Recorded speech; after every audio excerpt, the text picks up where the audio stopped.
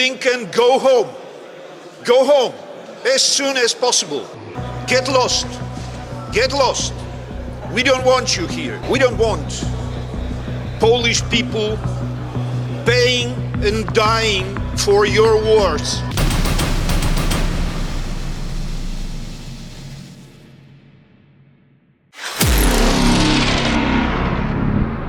Blinken foutait le camp, en français approprié. Foutait les camps, rentrait à la maison. Le dit ce député très clairement, sans avoir froid aux yeux. Foutait les camps. Je pense que c'est une partie de l'histoire qu'on ne vous montre pas.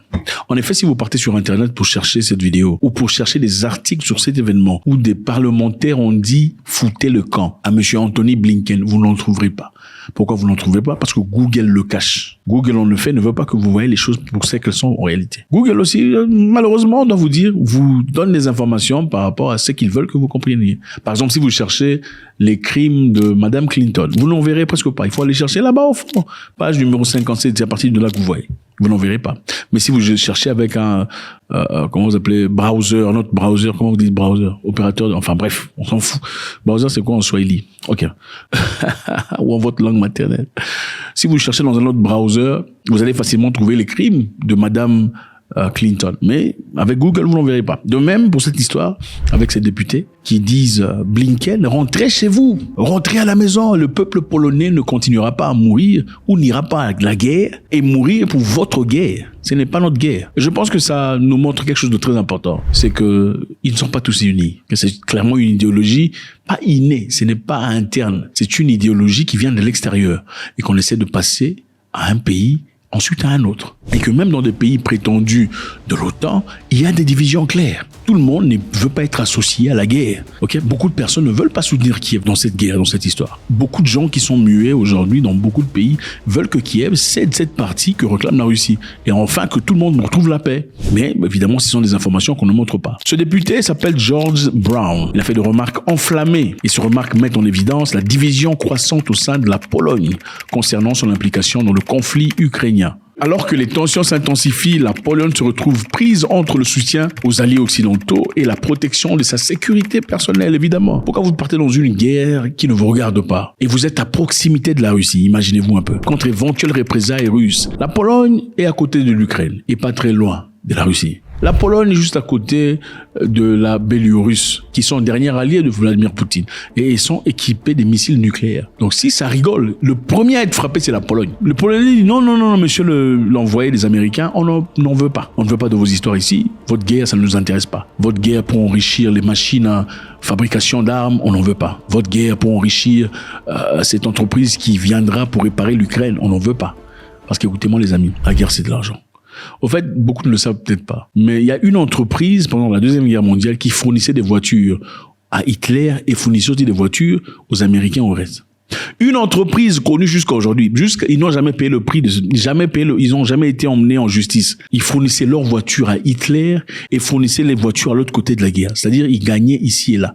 Bon, vous vous battez, vous détruisez les voitures, vous commandez encore chez lui. Ils viennent. Vous vous battez, vous détruisez les voitures, vous commandez encore chez lui. C'est une entreprise qui existe jusqu'à aujourd'hui.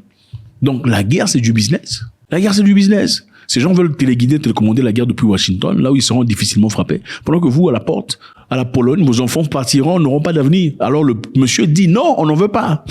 On n'en veut pas. Rentrez chez vous, monsieur Blinken. Grzegorz Braun, membre polonais du Parlement européen, a récemment fait une déclaration ferme contre l'alignement de la Pologne aux États-Unis dans la guerre en cours en Ukraine. Il a exprimé son mécontentement face à l'implication du secrétaire d'État américain, déclarant qu'il doit foutre le camp. Ceci ne se limite pas à la Pologne, il y a aussi l'Allemagne. L'Allemagne qui s'est distancée de l'idée selon laquelle il fallait fournir les armes de longue distance et autoriser à l'Ukraine de frapper à l'intérieur de la Russie. Les Américains et leurs cousins anglais sont dans une dynamique difficile à comprendre. On ne sait pas trop ce qu'ils veulent vraiment. Je tiens à vous remercier pour le leadership du Royaume-Uni sur ce front.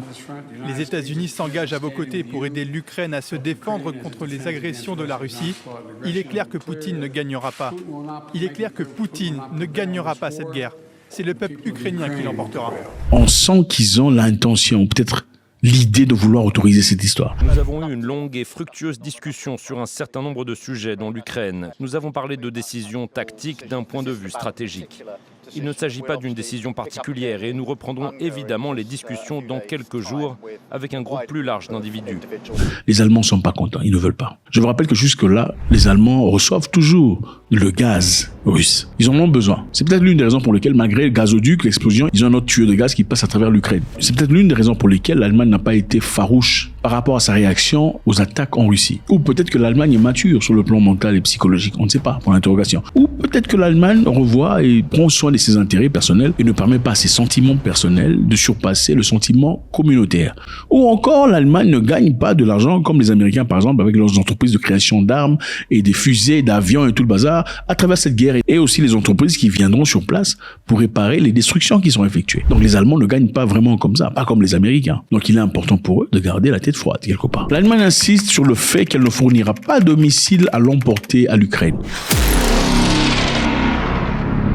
Le chancelier allemand Olaf Scholz a réitéré vendredi sa position sur le refus de Berlin d'envoyer des missiles à l'emporter en Ukraine, alors même que d'autres puissances occidentales discutaient d'accorder à Kiev plus de liberté pour utiliser de telles armes. Plus de liberté, ça veut simplement dire qu'il faut frapper sur Moscou. Et je ne pense pas que M. Poutine a... Les amis, il faut rentrer au pays, rentrer au bled, aller construire au village. Ouais, au village, il n'y a pas de guerre. Quand la Deuxième Guerre mondiale a commencé, alors l'Afrique n'a pas vraiment été touchée, sauf quelques pays qui étaient colonisés évidemment. Mais en général, l'Afrique n'a pas été touchée. Bon, c'est normal, ils appellent guerre mondiale comme ça se passe en Europe et guerre tribale comme c'est en Afrique. Écoutez, la guerre mondiale, si elle commence, elle sera nucléaire. Ce n'est pas des bobards. Les dirigeants des États-Unis et du Royaume-Uni devraient se rencontrer ce vendredi, c'est déjà fait, à Washington pour déterminer s'il fallait ou non autoriser à Kiev de tirer des missiles à longue portée fournis par l'Occident sur la Russie. Une option qui fait monter le tension à Moscou.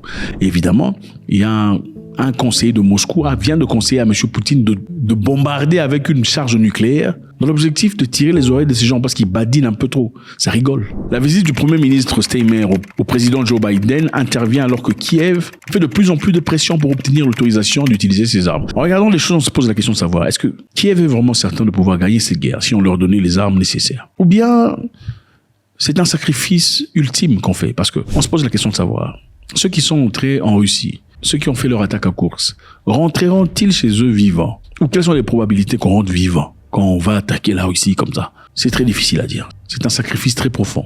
Le président Vladimir Poutine a averti, il a dit ouvertement que donner le feu vert à l'Ukraine pour utiliser des armes à longue portée pour frapper à l'intérieur de la Russie signifierait que l'OTAN serait en guerre avec Moscou. Il ne s'agit pas d'autoriser ou non le régime ukrainien à frapper la Russie avec les armes de l'OTAN. Il s'agit de décider si les pays de l'OTAN sont directement impliqués dans un conflit militaire ou non. Si cette décision est prise, cela ne signifiera rien d'autre que la participation directe des pays de l'OTAN, des États-Unis et des pays européens à la guerre en Ukraine. Il s'agit de leur participation directe, ce qui, bien entendu, modifie considérablement l'essence même, la nature même du conflit. Cela signifierait que les pays de l'OTAN sont en guerre contre la Russie. Et M. Poutine a encore dit qu'il n'existera pas de monde sans la Russie. Donc le monde ne sert à rien sans la Russie. Ça veut dire quoi? Ça veut tout dire. Si vous allez nous écraser, nous serons tous écrasés. God bless.